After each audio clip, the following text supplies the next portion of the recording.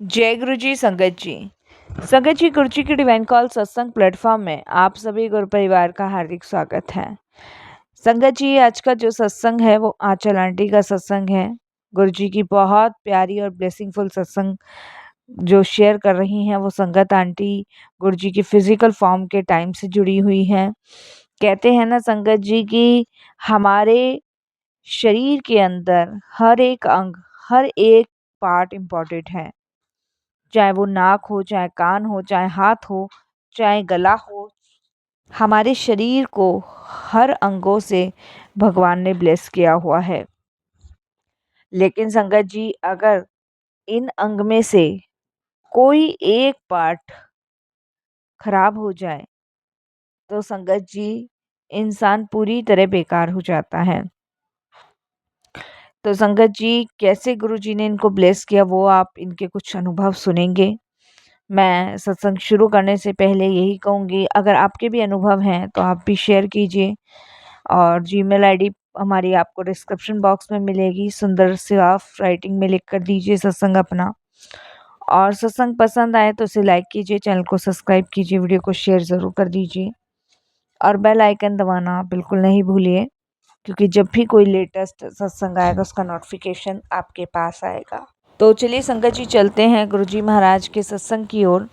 सत्संग शुरू करने से पहले करते हैं गुरुजी का मंत्र जाप। ओम नमः शिवाय, शिवजी सदा सहाय। ओम नमः शिवाय, गुरुजी सदा सहाय। जय गुरुजी संगत जी। संगत जी, सबसे पहले गुरुजी महाराज के चरणों में कोटि कोटि नमन। सारी संगत जी को जय गुरुजी। अनंतम अनंतम शुक्राना गुरुजी महाराज का कि देखिए मुझे ये मौका महाराज की कृपा से ही मिला। संगत जी, दिसंबर 1999 के समय में बहुत ठंडी तेज हवा चलने से, या फिर लगा लीजिए बारिश आने से, या फिर आप लगा लीजिए सर्दी का मौसम होता है उसमें ऋतु चलती है उससे, संगत जी इन सब चीज़ों से संगत जी मुझे ऐसा अनुभव होता था जैसे ये मेरी लाइफ में रंग भर देते हैं। क्योंकि संगत जी, जब भी बारिश होती थी, जब भी सर्दियाँ आती थी, मुझे बहुत पसंद आती थी।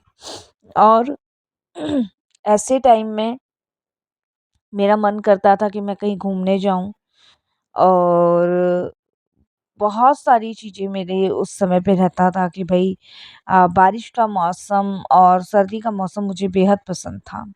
ऐसा नहीं है कि गर्मी का मौसम नहीं पसंद था, लेकिन सर्दी और बारिश मुझे बेहद पसंद थी।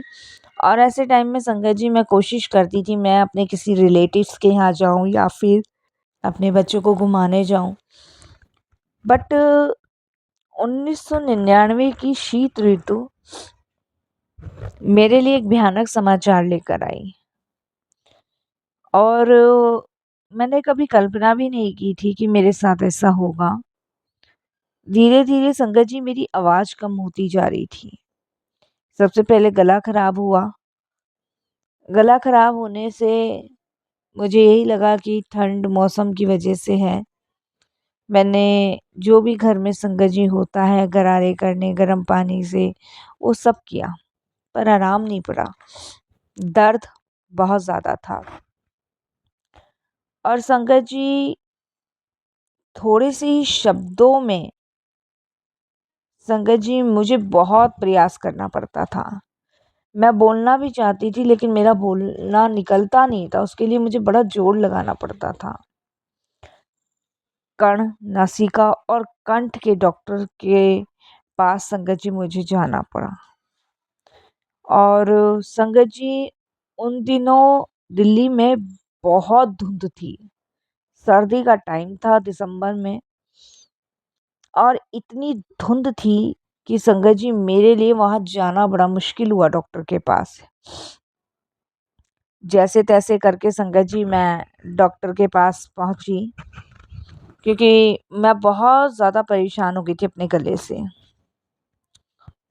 डॉक्टर ने जब चेक किया, टेस्ट किया, तो उन्होंने मुझे सर्जरी के लिए बोल दिया, जो कि सर गंगाराम में करानी थी। और संगत जी बायपसी का प्रमाण आने के लिए हमें रोका गया। संगत जी समझ नहीं आ रहा था कि ऑपरेशन के लिए क्यों बोला गया है। मतलब गले में दर्द ही तो है, आवाज़ ही तो चली गई है और ऐसे क्यों डॉक्टर ने बोला है और सर गंगाराम हॉस्पिटल में कराने को बोला है। तो जब तक टेस्ट की रिपोर्ट आनी थी तो मैं मेरे हस्बैंड वेट करने लगे। रिपोर्ट आई तो रिपोर्ट बड़ी गंदी आई। कंठ में मेरे सूजन और संगत जी असाध्य प्राण घातक कैंसर बन चुका था। जब मेरी आवाज संगत जी निकलना बंद हो गई तो उसके बाद मेरा ऑपरेशन हुआ। मैं उन दिनों बड़ी डिस्टर्ब थी, बड़ी परेशान थी और 2 महीने के पश्चात संगत जी मेरी ज़िंदगी पूरी तरह नर्क हो गई जब मेरा ऑपरेशन हुआ गले का। और इन सब का कारण समझ पाना मेरे लिए बहुत मुश्किल था कि मैं ना तो सिगरेट पीती, ना तम्बाकू, ना पान, कुछ भी मैं कोई गलत चीज़ का यूज़ नहीं करती, फिर भी मेरे साथ ऐसा क्यों हुआ? मेरी आवाज़ क्यों गई? मैंने कभी कोई गलत नहीं खाया, ना मैं ठंडा भी नहीं खाती थी संगत जी, मैं आपको बताऊँ। भले ही मुझे ठंड पसंद थी लेकिन मैंने गर्मियों में भी ठंडा कुछ नहीं खाया। तो ऐसा कैसे हो गया? संगत जी सर्जरी के बाद 3 सप्ताह के लिए मुझे आराम करने के लिए कहा गया, जिसमें मुझे कुछ भी नहीं बोलना था, सब तरीके से बंद। और संगत जी उन दिनों मैं गुरुजी की शरण में जा रही थी। मैं उन दिनों संगत जी बहुत बेबस थी, परेशान थी। मैंने अपने हस्बैंड को कहा कि मेरी ऐसी अवस्था हो गई है कि मेरे लिए गुरुजी के दर्शन भी दुर्लभ पड़ रहे हैं। लेकिन किंतु संगत जी पहले मेरी एक परीक्षा हुई, उसके बाद संगत जी मुझे दूसरी परीक्षा भी देनी थी। संगत जी जब मेरी ज़िंदगी पूरी तरीके से खराब हो गई, तब संगत जी मेरे अंदर एक अभिलाषा जागी कि मैं गुरुजी के पास ज़रूर जाऊँगी। मैं गुरुजी के पास जाना नहीं छोड़ सकती।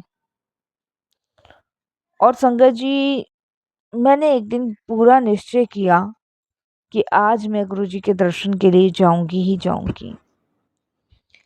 जिस दिन संगत जी मैं पूरी तरीके से तैयार हुई गुरुजी के पास जाने के लिए, उस दिन संगत जी आप विश्वास नहीं मानोगे, इतनी तेज बारिश होने लगी कि संगत जी मेरे घर वालों ने, मेरे हस्बैंड ने मुझे ना जाने के लिए कहा,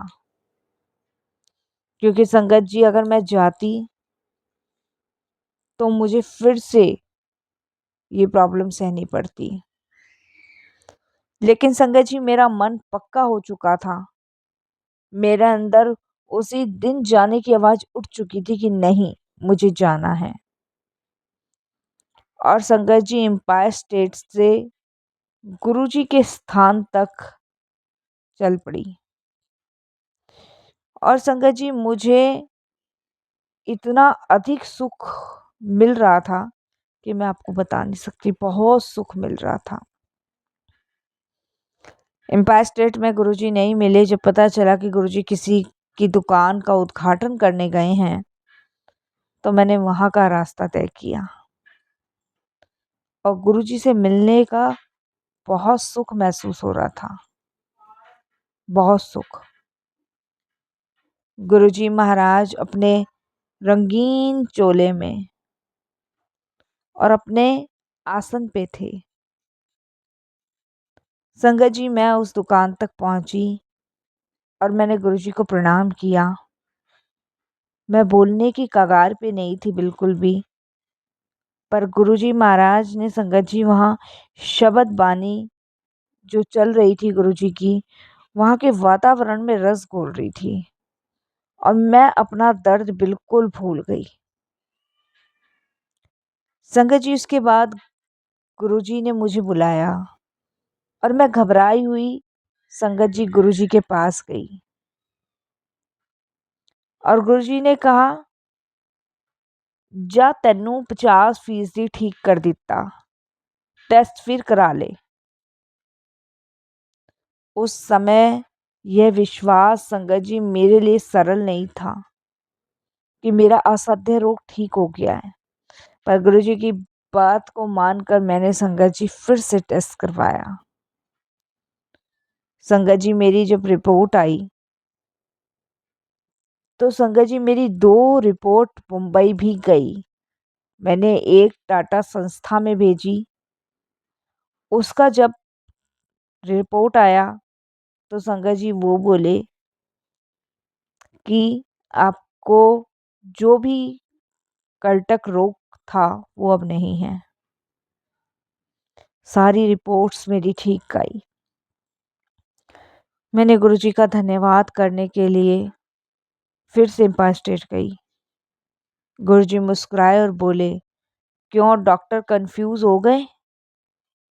ये संगत जी गुरुजी की कृपा थी। ये गुरुजी की मेहर थी कि उन्होंने भयानक से भयानक रोग का मेरा इलाज कर दिया था। गुरुजी ने जल प्रसाद, चाय प्रसाद देने को कहा। मैं संगत जी बड़ी कंफ्यूज थी कि कैसे खाऊं, क्योंकि डॉक्टर्स ने तो मना किया हुआ था। लेकिन गुरुजी ने मुझे मिर्ची से भरा हुआ लंगर करने को कहा और डॉक्टर का कहना था कि उबला हुआ खाना ही खाना है। लेकिन गुरुजी की बात को नहीं टाल सकती थी। मैंने संगत जी वही मिर्ची भरा हुआ लंगर किया और गुरुजी ने घोषित कर दिया कि मैं पूर्ण स्वस्थ हूँ। गुरुजी के द्वारा मैं रेडियोथेरेपी करवाती रही, परंतु संगत जी मुझ पे कोई दुष्प्रभाव नहीं पड़ा। मुझे कभी कोई उबकाई भी नहीं आई। मेरा हीमोग्लोबिन सदा सामान्य से ऊपर रहा। एकमात्र दवाई, यदि संगत जी ऐसा भी कह सकते हैं कि गुरुजी के द्वारा अभिमंत्रित तांबे का लोटा गुरुजी ने जल भर के पीने को कहा।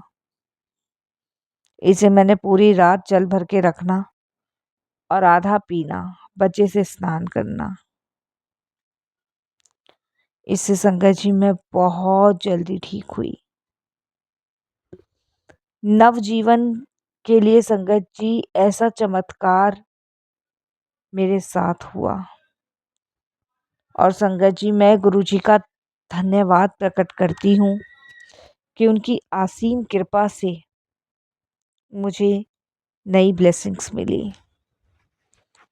संगत जी, गुरुजी महाराज कोई साधारण संत नहीं थे। वो स्वयं परमात्मा है, स्वयं ईश्वर है, स्वयं शंभु है। यकीन मानिए संगत जी, गुरुजी महाराज आपके जीवन में आए हैं तो ये भी एक बहुत बड़ी ब्लेसिंग्स है। मेरी दुख, चिंता, बीमारी सब गुरुजी ने खत्म करी।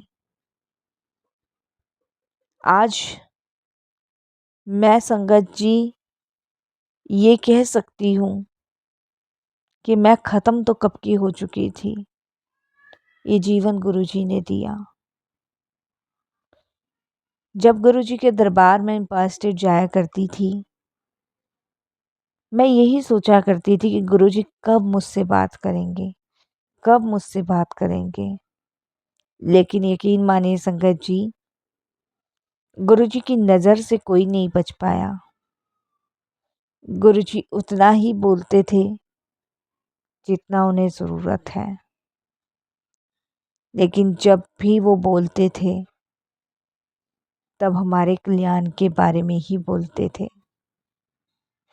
गुरुजी हमेशा कहा करते थे, ਇੱਥੇ पाखंडियों ਦਾ कोई काम नहीं। ਇੱਥੇ सिर्फ और सिर्फ समर्पण के नाल आया करो। मेरा विश्वास, मेरा भरोसा देख कर ही गुरुजी ने मेरा कल्याण किया। आज भी बहुत संगतों के कल्याण आ रहे हैं संगत जी, और हो रहे हैं। ये देख कर, ये सोच कर बड़ी खुशी होती है कि गुरुजी उन्हें ही चुनते हैं जो उनकी संगत का हिस्सा है। हम सबका पिछले जन्म से संगत जी कोई गहरा रिश्ता है, जब ही इस जन्म में हमें गुरु कृपा प्राप्त हुई है और आगे भी रहेगी। संगत जी, जब इंसान अपने मार्ग से डगमगा जाता है, जब उसे कोई रास्ता नहीं दिखता है, तब यकीन मानिए उस समय आपके जीवन में रंग गुरुजी भरते हैं, आपकी बीमारियों से मुक्त गुरुजी करते हैं। यकीन मानिए संगत जी कि गुरुजी अंधेरे में भी उजाला दिखाते हैं।